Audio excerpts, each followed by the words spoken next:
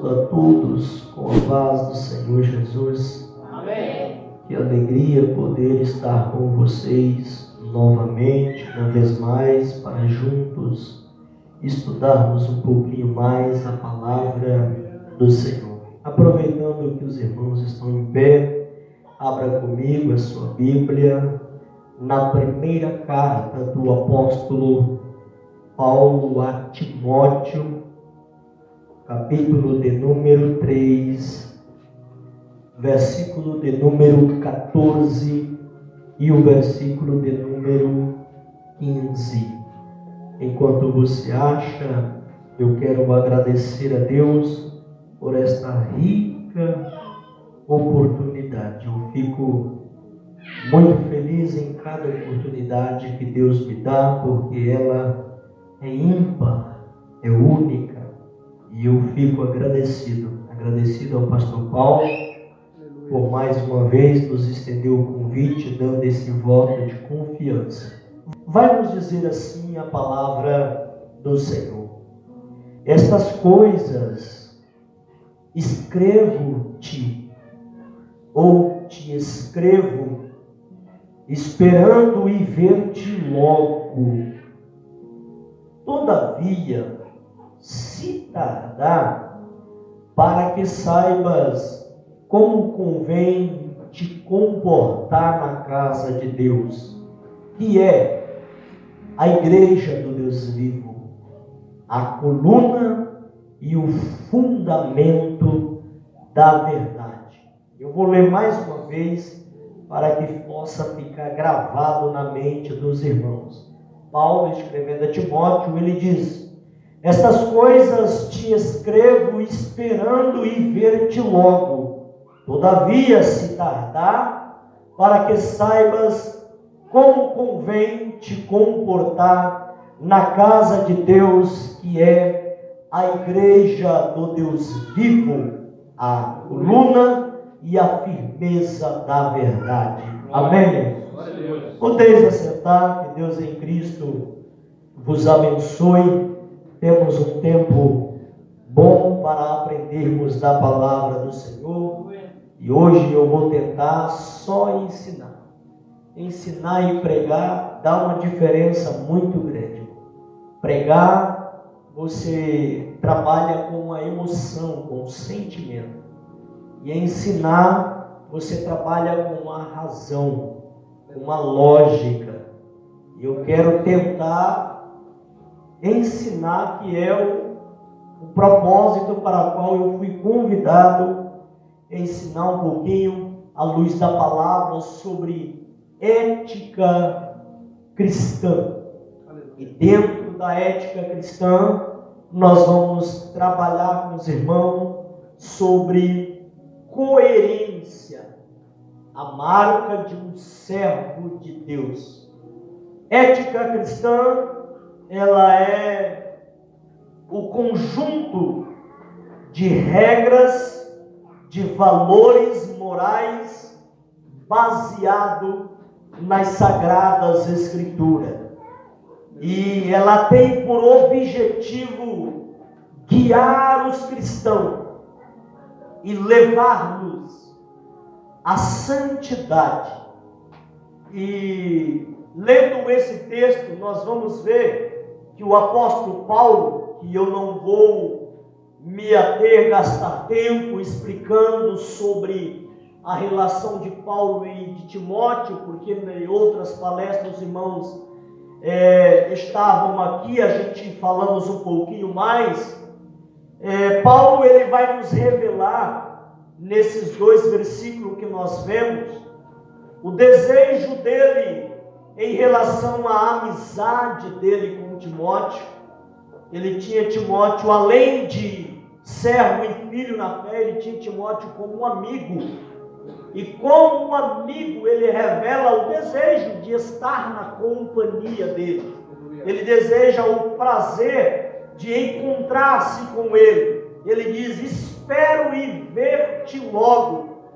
Paulo também vai nos mostrar o desejo dele com relação ao ministério de Timóteo. E ele vai revelar isso quando ele diz assim: olha, eu estou escrevendo para que você saiba. Então, quando ele diz isso, eu estou escrevendo algumas coisas para que você saiba, ele está revelando o desejo de que o ministério de Timóteo seja um ministério próspero, produtivo e abençoado. E também ele vai escrever nesse versículo falando sobre o desejo dele em relação à obra de Deus. Ele demonstra o desejo de ver a obra de Deus bem. E ele vai escrever a Timóteo orientando ele. Ele diz assim, para que saiba como convém. Então, quando ele usa essa expressão, Timóteo, eu estou escrevendo para que você saiba como convém comportar-se na igreja de Deus. Então, ele está mostrando a preocupação e o desejo dele de que a obra se vai bem. Então, irmão, para que a obra de Deus possa fluir, para que a obra de Deus possa andar bem, nós precisamos de ética cristã. Eu gastaria tempo aqui se eu fosse explicar para os irmãos o como esse nosso Deus é organizado e o como ele fez as coisas organizadas. Desde a sequência da criação, dia após dia, você pode perceber que ele foi fazendo numa sincronia, numa ordem tão fenomenal, que até os cientistas que se dizem ateu, que não querem assumir que é Deus que comanda, aí eles dizem, não sei quem é mais, olhando para a perfeição do universo, não tem como negar que uma mente muito inteligente elaborou tudo isso. Eles só não querem assumir, mas têm o entendimento de que Deus, o Deus a qual nós servimos, é um Deus organizado. E para que a obra dele flui, Paulo deixa claro aqui que é preciso se entender que a igreja, ela é a coluna e a firmeza da verdade. Então, Paulo está tentando dizer para Timóteo, cuidado, atenção, porque você não está fazendo qualquer coisa. Você está trabalhando na obra de Deus. E nós vamos falar sobre essa questão, para que saibas. Nós sabemos que Timóteo, irmão, foi, eu costumo dizer, depois de Tito, porque cada obreiro tem a sua peculiaridade. Quase falei mistério. Cada obreiro é único. Eu falo depois de Tito porque quando Paulo tinha que resolver problemas que precisasse de uma pessoa firme, ele usava Tito. Quando ele precisava de uma pessoa de entendimento e mais, como que eu vou dizer assim, mais amigável, mais de boa, mais tranquilo, ele usava Timóteo. Tito eu costumo dizer que era o obreiro de Paulo das broncas, dos abacaxi pesado. E Timóteo já era aquele mais da massa. Então nós vamos ver que Paulo está instruindo Timóteo, dizendo para ele como convém comportar-se na obra de Deus. E a ética cristã entra justamente neste ponto do comportar-se na obra de Deus. E Paulo vai dizer sobre a ética quando ele usa essa expressão. Olha que interessante. É possível mediante a graça divina e o esforço humano. É possível, irmão Geraldo, eu ser um obreiro ético? É possível. Precisa ser um obreiro ético. Como que eu consigo isso? Como que eu adquiro isso? Primeiro, você precisa de saber que a graça de Deus é fundamental, mas também o esforço humano coopera. A gente vê isso porque Paulo vai dizer assim: eu escrevo-te esperando e ver-te logo. Ele escreve, então está relacionado a conhecimento. Ética cristã é você adquirir conhecimentos bíblicos que norteia a vida de um obreiro. Então, ética é o conjunto de normas e padrões bíblicos que vai te guiar. Então, para você chegar a esse conjunto, para você ter ética, você tem que ter conhecimento. E conhecimento, eu expliquei no nosso curso de teologia, que você adquire ele herdado, pesquisado e revelado. Herdado é o que Paulo está fazendo para Timóteo, escrevendo e instruindo. Esse é o conhecimento herdado, quando você humildemente entende que não sabe tudo. Lembra do eunuco que estava lendo a Bíblia? Felipe, por intermédio do Espírito Santo, é levado ao caminho, e aí ele pergunta para o eunuco: tu está entendendo o que tu está lendo? Ele humildemente diz: como é que eu vou entender se ninguém me explica, ou se ninguém me ensina? Esse é o conhecimento herdado, e o conhecimento te ajuda a ser ético. E aí, quando se trata do conhecimento, a gente vê muitos obreiros, muitos cristãos que se dão mal, porque não querem adquirir conhecimento. Não tem a humildade de sentar para aprender. E isso faz com que futuramente acontece na igreja o que aconteceu nas igrejas passadas, de o surgimento de heresias, de ensinos torcidos. Por quê? Porque a pessoa não tem a humildade de sentar para aprender, mas depois quer ensinar. E aí, quando vai para a área do ensino, aí vem a importância que eu acho que, ao ponto de vista atual, o curso mais acessível, mais barato, mais simples de você adquirir, que na verdade é uma faculdade que não tem fim. Entra em escola dominical. Às vezes tu não pode fazer uma faculdade, que é o meu sonho de um dia fazer uma faculdade de teologia. Aí eu vou fazendo os cursos, mas eu sei que os cursos para algumas pessoas já ainda é um peso. Então vem a escola dominical, barato, acessível. Agora basta querer ter a humildade. Olha o que Paulo vai dizer para Timóteo: Timóteo, eu quero o teu bem, só que eu vou escrever para você esta carta com a intenção de te ajudar no seu cotidiano na casa de Deus. Então, ética cristã é um conjunto de normas e regras. Irmão, tu vem falar de coerência, eu chego lá, calma, eu tenho tempo e eu estou trabalhando, tentando fazer você entender o que é ética. É normas, é regra. E o único lugar que não tem regra é o inferno. Lá tu vai de qualquer jeito. Lá não tem barreira, não tem empecilho. Agora o céu, o caminho do céu, é estreito e é apertado. Então você não consegue trilhar ele de qualquer maneira.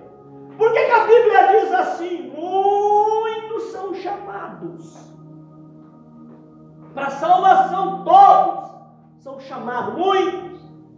Mas para servir, é poucos escolhidos. E eu custei aprender isso. Aprendi isso quando eu estava numa igreja que tinha mais de 350 membros, e o pastor falou para mim que não tinha gente para trabalhar em determinado departamento. Eu fiquei boiando e pensando, mas pastor, está de brincadeira? Mais de 350 pessoas. Mas aí eu fui entender que quando a Bíblia diz a seara é grande, mas os ceifeiros são poucos, irmão Edenilson, eu fui entender que ceifeiro não é qualquer profissão. Para alguém trabalhar numa máquina de ceifa, ele precisa de adquirir conhecimento, como opera uma ceifeira. Não é chegar lá um qualquer lá que não sabe nem dirigir a carriola ou a bicicleta e entrar dentro daquela máquina e sair. Não. Quando Jesus diz a seara é grande, tem muito trabalho, mas os trabalhadores são poucos, porque poucos se preocupam com o serviço que está prestando. E aí a gente vê muitas pessoas sem éticas, sem coerência, que é a marca principal do cristão. Coerência, e eu já vou te explicar o que é coerência cristã. Tem a ver com ética. Ética é as normas, as regras. Agora, a coerência cristã é você utilizar essas normas de forma correta.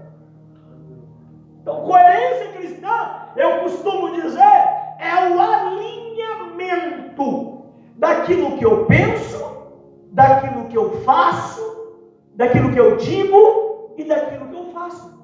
Quando o que eu faço está condizendo com o que eu estou falando que faço, e o que eu estou falando é realmente o que eu acredito, aí há coerência, há ética.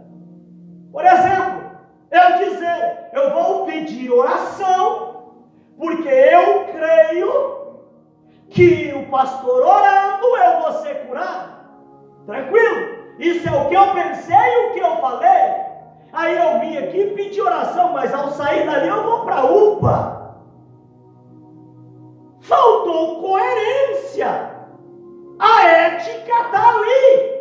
Você entende que a oração tem poder, e você vai buscar oração para guiar a tua saúde. Legal. Só que na hora de demonstrar isso na prática, faltou coerência. E sempre que eu vou falar de coerência, pastor Paulo, eu lembro do Chaves. Acho que é o jeito mais fácil de fazer os irmãos entender o que é coerência. Eu me lembro que o seu Madruga perguntava algo para o Chaves, e o Chaves falava assim, não, sim. Ou seja, não tem coerência, ou é sim ou é não, porque não está colando. E nós vemos isso, irmão, no percorrer da Bíblia. E a falta, a coerência, é quando você tem o conhecimento e a sabedoria. Você tem conhecimento e sabedoria. Agora, no aplicar, precisa ser coerente. E sempre que eu falo de conhecimento e sabedoria, eu gosto de lembrar, porque tem muita gente que confunde conhecimento com sabedoria. E conhecimento não tem nada a ver com sabedoria. Conhecimento é o seu esforço. É a sua parte, está aqui no versículo. Olha o que Paulo vai dizer, Timóteo, eu estou te escrevendo. Isso é conhecimento. Timóteo precisava ler. Aí Paulo vai dizer para ele assim, para que caso eu demore, você saiba como convém comportar-se na casa de Deus. A sabedoria é o aplicar. Esse aplicar precisa ser coerente. Ou seja, o conhecimento é a sua parte. A sabedoria é Deus que dá. A coerência é a decisão que você vai tomar.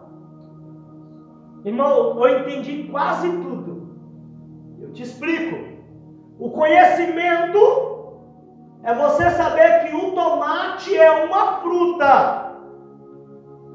É só você estudar, você vai saber. Tomate é fruta. Isso é conhecimento. Sabedoria é você saber que não pode colocar o tomate na salada de fruta. A coerência é o que tu vai fazer. Se tu fazer conforme o teu conhecimento e a sabedoria que tu adquiriu, juntar os dois e aplicar certo, pronto, você foi coerente, você foi ético, você foi correto. Agora tem gente que fala uma coisa, na prática faz totalmente diferente. E aí, meu irmão, aí não funciona. Aí não vai. E essa era a preocupação de Paulo com Timóteo. Timóteo, eu vou te ajudar, eu creio no seu chamado, eu creio no teu ministério, eu quero te ajudar. Eu quero até louvar a Deus pela vida do pastor Paulo, pela preocupação. Eu acho que já é o terceiro, segundo trabalho que eu venho aqui pregar, é ensinar sobre essas coisas do dia a dia, do cotidiano. E isso é bom, irmão. É sinal que ele, como pastor, está preocupado com o crescimento da igreja, com o crescimento dos obreiros, porque afinal de contas é vocês. Quando Paulo diz para Timóteo assim, eu não vou me ater muito, quando ele diz assim, para que saiba como se comportar na casa de Deus, que é. Paulo está tentando dizer para Timóteo, não é o lugar que tu está frequentando, não é qualquer lugar. Então tu precisa de conhecimento e sabedoria e aplicar isso de forma coerente, porque é casa do Deus vivo. Então coerência é o aplicar do conhecimento e da sabedoria, o conhecimento que você adquiriu lendo a palavra. E é interessante que até a tua parte, se tu não fazer, tu se destrói. Lembra de Oséias 6:3? Oséias 6:3 diz que o que destrói o povo é a falta do conhecimento. Só que quando nós lemos Provérbios 2:6, lá vai dizer que o Senhor é quem, e lá usa essa palavra, pastor. O Senhor é quem dá sabedoria. Então o conhecimento pode te destruir se tu não entender ele. E a partir do momento que tu tem o conhecimento, tu ora a Deus, e Deus vai te orientar na hora de você aplicar aquele conhecimento.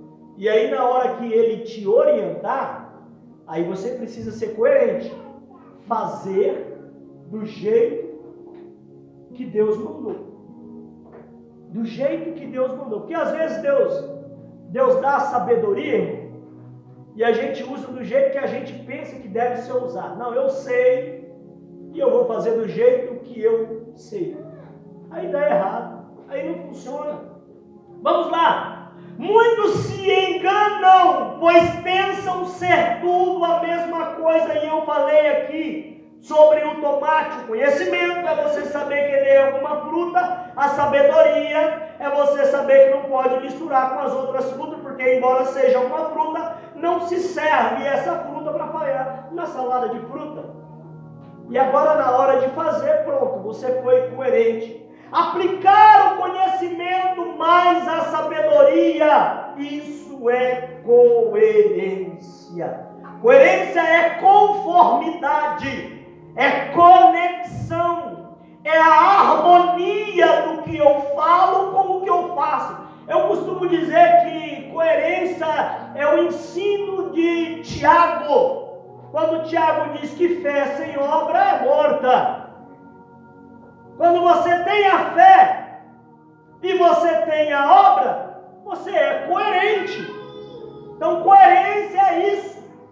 Precisamos de ser coerente. Por que, irmão Geraldo, precisamos de ser coerente? Porque precisamos ter esse cuidado.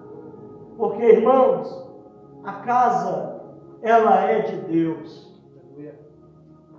Eu ministrei há poucos dias agora para os nossos irmãos ali, e eu disse que o mundo, quando ele vem para a igreja, isso é fato, irmão. O mundo sai, a pessoa sai do sistema do mundo, esperando algo aqui. Aí quando chega aqui que eu me refiro na igreja, na casa de Deus, ele não vê coerência, não vê ética, ele não fica. Eu vou tentar explicar isso melhor. A pessoa está no mundo de treva, e ele fica sabendo que na igreja tem luz. Chega aqui e não vê luz, ele diz: eu acho que eu estou no lugar errado, vou caçar outro canto. Então a coerência é fundamental na vida do cristão, irmão. Porque se tu não for coerente, segura aí que tem uma palavra que é o inverso da coerência. O inverso da coerência é hipocrisia. Hipocrisia é pecado. Então, se tu não é coerente, tem um demônio aí fora chamado de tranca-rua. E Jesus vai dizer que a pessoa que não é coerente é igual o porteiro que fica no meio da porta. Ele não entra, não está dentro, mas acaba atrapalhando quem está lá fora a entrar também. Então não é que ele é um demônio, mas que faz o estrago de um demônio, faz, irmão. Porque o que tem de gente que diz assim: eu tenho até vontade de ir para a igreja, mas lá tem aquele fulano lá, que diz que é crente.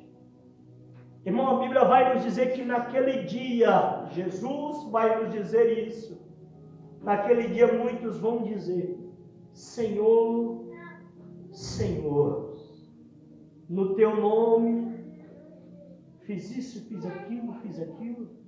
E Jesus vai dizer: eu não te conheço. Por quê? Porque não houve coerência. E Jesus vai dizer que quando não há coerência, a pessoa ele comparou com um sepulcro caiado, que por fora é mil maravilha, mas por dentro não é só abrir a boca. É só abrir a boca. E eu não estou falando do mau hálito, que também não deixa de ser um problema, mas eu estou falando do que está lá dentro. Porque a Bíblia diz que a boca fala do que o coração está cheio. E se aqui fora não está sendo condizente com o que está aqui dentro, Jesus diz que é sepulcro caiado, irmão. Então temos que tomar cuidado. Por que Paulo escreve a Timóteo essas coisas? Orientando, porque Paulo sabia que lá na igreja de Éfeso tinha irmãos que não estavam tendo cuidado de ser ético, de ser coerente. Não é só na igreja dos Filipenses, não, de Filipos, não. Na igreja de Coríntios também tinha, e não é só naquela época. Hoje também tem. O que tem de obreiro sem ética, sem um comportamento, sem uma postura, sem uma posição, irmão, isso é muito sério. Eu queria que tu abrisse a tua Bíblia comigo na carta de Paulo aos Filipenses, para eu não ficar só falando. Isso é sério, a importância da coerência. Filipenses 1 e 27. Olha o que vai nos dizer.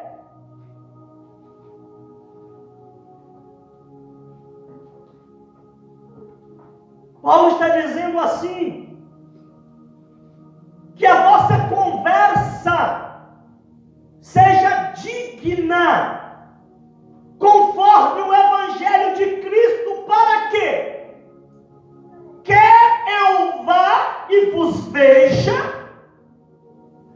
Está falando da aparência, do que você vai mostrar. Paulo está dizendo que a tua conversa seja digna conforme o Evangelho, para que, quer que eu vá e vos veja, quer que eu esteja ausente, ou acerca de vós que estáis no mesmo Espírito, como uma somente, combatendo juntamente o Evangelho da fé. Paulo está dizendo assim: eu quero que a tua postura, o teu falar, o teu dizer, o teu entendimento, seja um só eu dando aí ou eu não dando. Isso é ética, é você ser íntegro. E eu preguei isso terça-feira no culto de ensino na igreja, a diferença da integridade e a fidelidade. A integridade está relacionada com o que você é, e a fidelidade com o que você presta ou faz. Tem gente que é íntegro, mas não é fiel. Fiel como assim, irmão? Íntegro como assim? Você é você mesmo aqui, fala mesmo, age assim mesmo. E aí quer, às vezes, ser superior aos outros, mas daí não faz, não é fiel porque não faz o que tem que ser feito. Aí não há coerência. E eu ministrava isso e falava acerca do Caleb. O Caleb, ele era íntegro porque ele disse para Josué: você é testemunha, você estava lá 40 anos atrás quando Moisés falou que essa terra é minha, e eu estava com aquela força. Hoje, passou 45 anos, eu estou com a mesma força. Isso é integridade. Passa-se os anos e a pessoa não muda, ela continua na mesma fé, no mesmo amor. Isso é integridade. Glória a Deus. Agora, a fidelidade é ele, com essa fé, com esse amor, honrar os compromissos da casa de Deus, irmão. E o que a gente vê de falta de coerência, aí pega o microfone, né, irmão?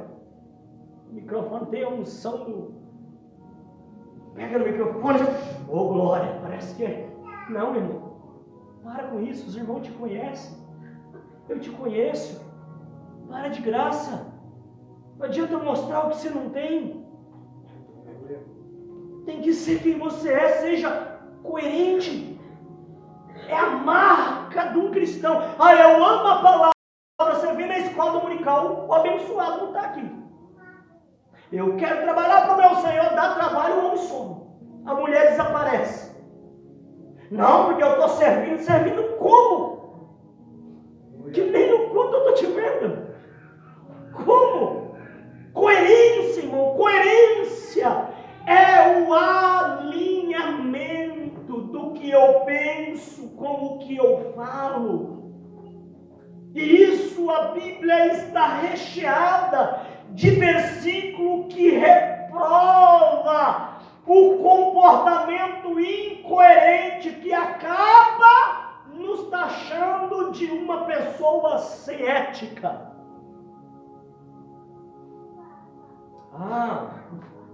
Eu fico pensando, quando eu falo de ética e coerência, eu fico pensando se Deus ficasse lá no céu, dizendo assim: eu amo a humanidade que se perdeu, tadinha.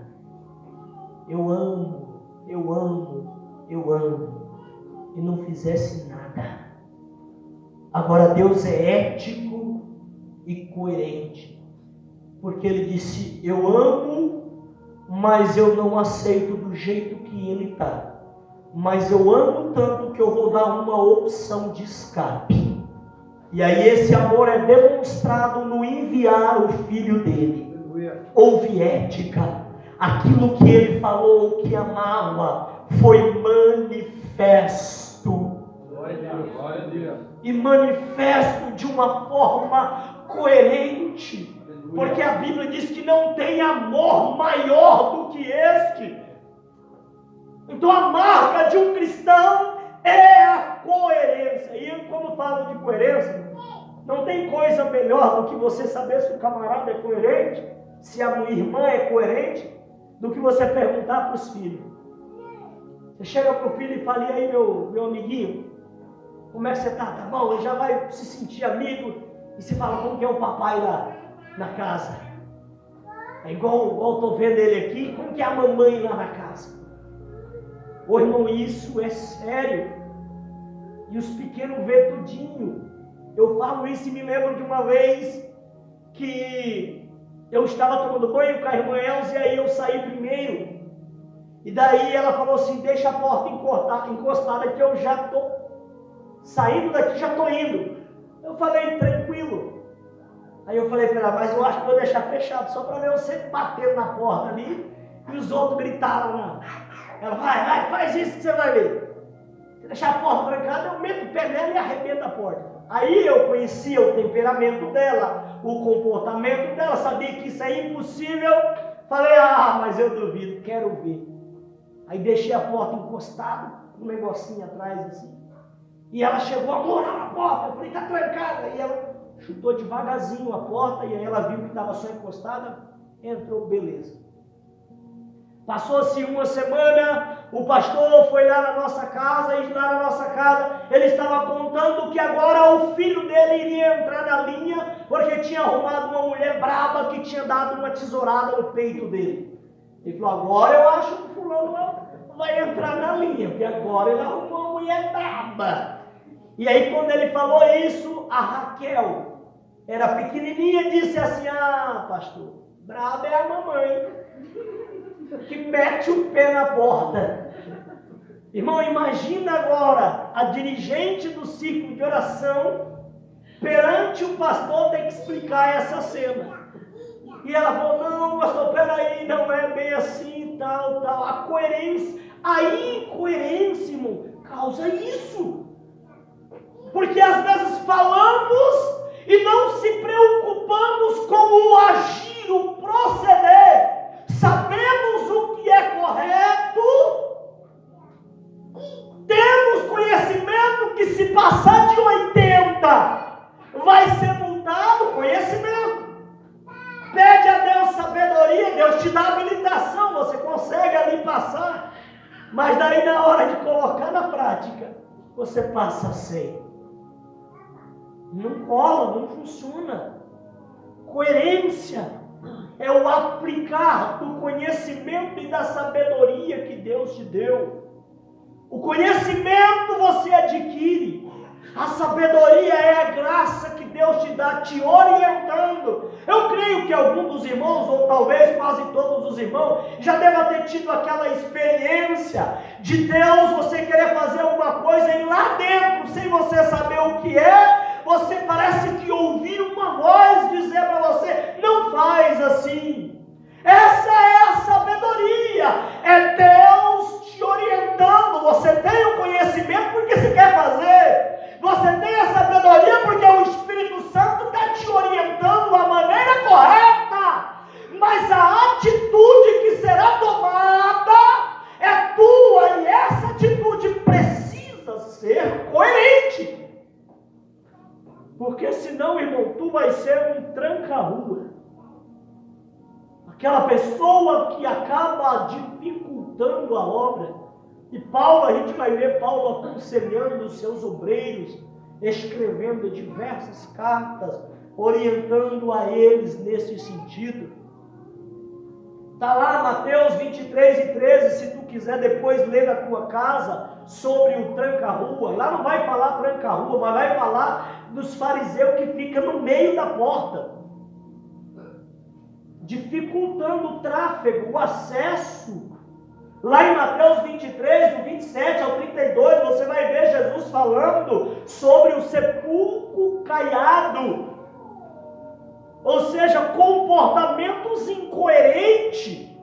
Eu quero que a obra de Deus vai bem, prospere, mas tu não dizima, tu não oferta, tu não contribui e ainda mete a boca de quem contribui. Eu não concordo com o dízimo. Amém? É um direito teu. Só que como que tu quer que a obra vai bem se os recursos, os meios que a obra tem para ser próspera, para pagar luz, água, energia e tudo mais é isso? que tu quer que vai bem se você não é coerente? Sem contar aqueles que às vezes deixam de ofertar na tua igreja, né, pastor? E vai ofertar na igreja do fulano aí, irmão, aí é muita incoerência, muita incoerência. Temos que tomar cuidado para nos portarmos de maneira digna, porque Paulo ele vai dizer para Timóteo, para que saibas como convém andar na casa de Deus. Lembra quando Salomão diz assim: guarda os teus pés quando entrares na casa de Deus? Ele está falando, ele está mostrando, ele está ensinando que a casa de Deus requer dos seus frequentadores uma ética, uma coerência, porque, como diz um ditado popular, aqui não é a casa da mãe Joana, aqui é onde o mundo sai de lá sem esperança e entra aqui na busca de uma esperança. É onde o mundo sai das trevas e entra aqui buscando uma luz. É onde o mundo está arrebentado e entra aqui buscando uma restauração. E Deus preparou você neste lugar para receber essas pessoas. Então, coerência, meu irmão. Mas coerência, ela não pega só aqui. Coerência fala de toda a tua caminhada cristã. Lá fora tem que refletir o que está aqui dentro, porque no geral precisamos de ser coerente, porque Cristo é revelado ao mundo por meio de nós, irmão. Paulo vai escrever aos Colossenses, no capítulo de número 2 e no versículo de número 6, Paulo vai dizer assim: se tu tem Cristo na vida, ande como Ele. Isso é coerência. Eu sou um cristão, então pratique princípios cristãos. Precisamos de entender isso, porque os anos vão se passando e a igreja vai crescendo e vai vendo as necessidades de trabalhadores na seara, que não é coisa de agora. Desde lá do Antigo Testamento vem essa necessidade.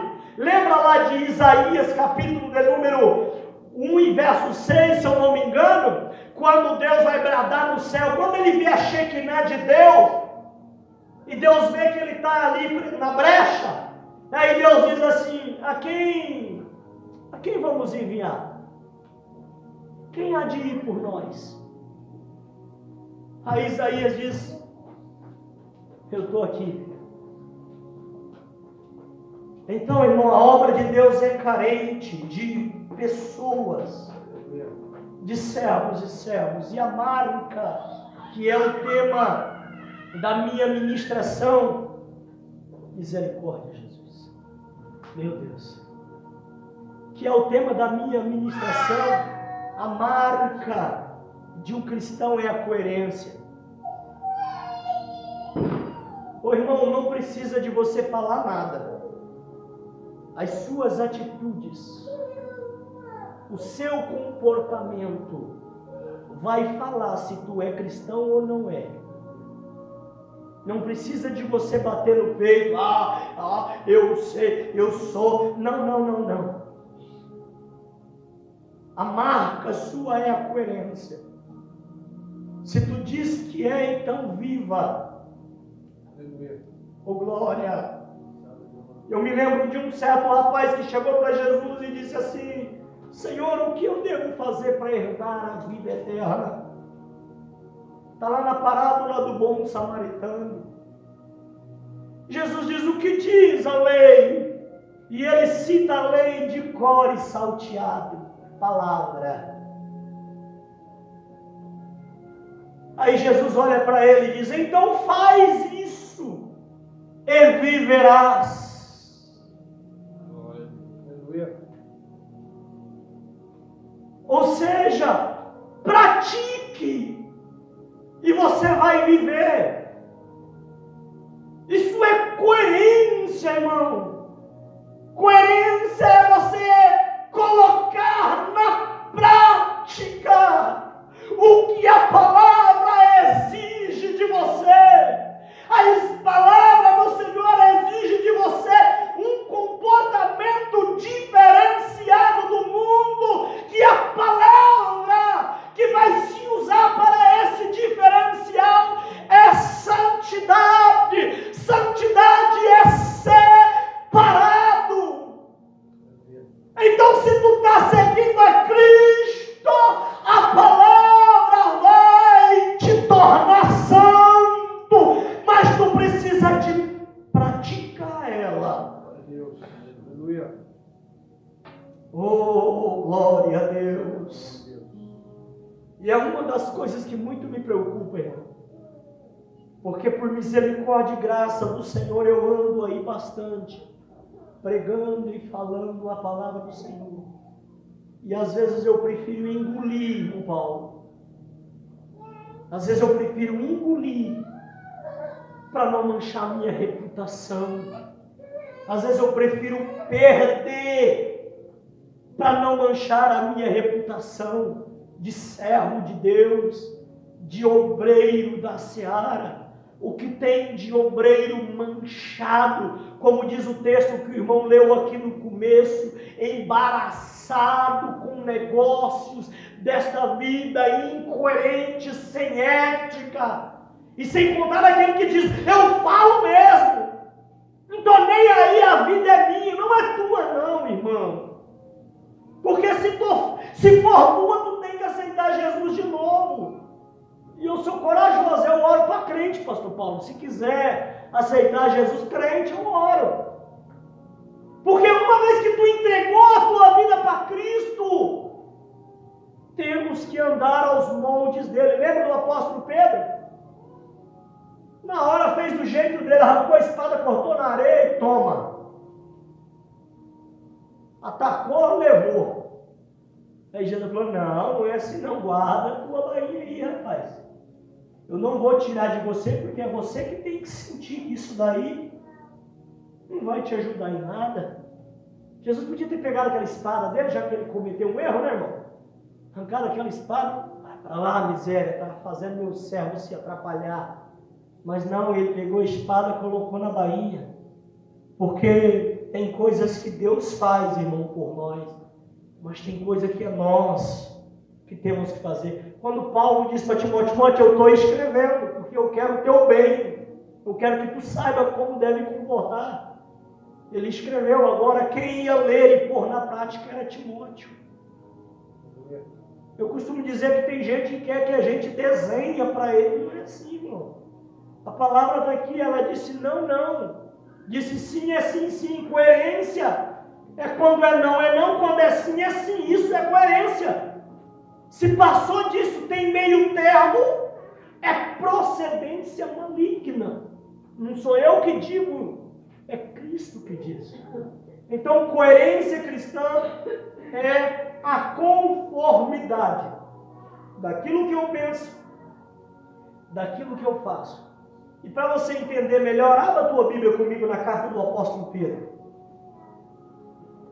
Se tu não está entendendo o que é ser coerente, leia a carta do apóstolo Pedro comigo. Ele vai dizer assim, capítulo de número...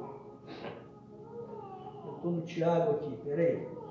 Vamos se localizar. 1 Pedro, primeira carta do apóstolo Pedro, no capítulo 1, e eu já vou encerrando por aqui, que o horário já voou, misericórdia.